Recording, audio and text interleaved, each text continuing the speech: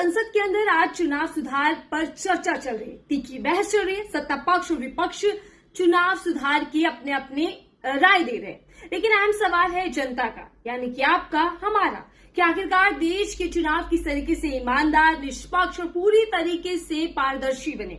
चुनाव आयोग अपनी भूमिका को कैसे तय करे, अपने ऊपर जो आरोप लग रहे हैं उसको कैसे साफ करे। ये सवाल अब लाजमी है कि उठेगा, क्योंकि देश में इतने चुनाव हुए जिसमें ये आरोप लगे कि चुनावों में धांधली हुई है। लेकिन आप अपनी कमेंट बॉक्स में मुझे राय दीजिएगा कि आप चुनाव सुधार में क्या क्या बदलाव चाहते हैं। आपको क्या लगता है कि सबसे पहले बदलाव क्या होना चाहिए?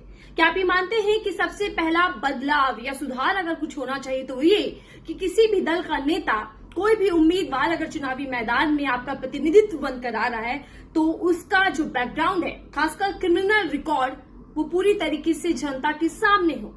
क्या आप ये मानते हैं कि जिस तरीके से फेक न्यूज, प्रोपेगेंडा या एजेंडा चलाया जाता है मीडिया हाउसेस के द्वारा, उस पर भी लगाम लगनी चाहिए?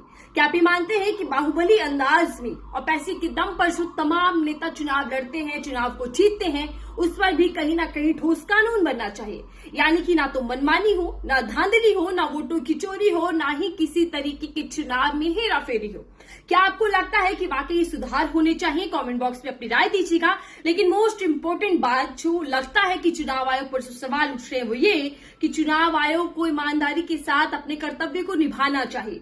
चुनाव आयोग को जरूरी है कि वो देश के अंदर चुनाव को निष्पक्ष तरीके से कराए, बिना किसी दल के सहयोग किए या बिना किसी दल को समर्थन दिए पीछे की गेट से चोरी कर चुनाव उनकी झोली में डाल दे।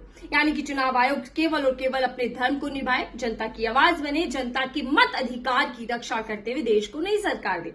आप अपनी राय दीजिएगा कि आखिरकार चुनाव सुधार चर्चा क्या वाकई सुधार ला पाएगी या केवल और केवल संसद की एक चर्चा के मात्र में जाना पहचाना जाएगा? अपनी राय दीजिएगा।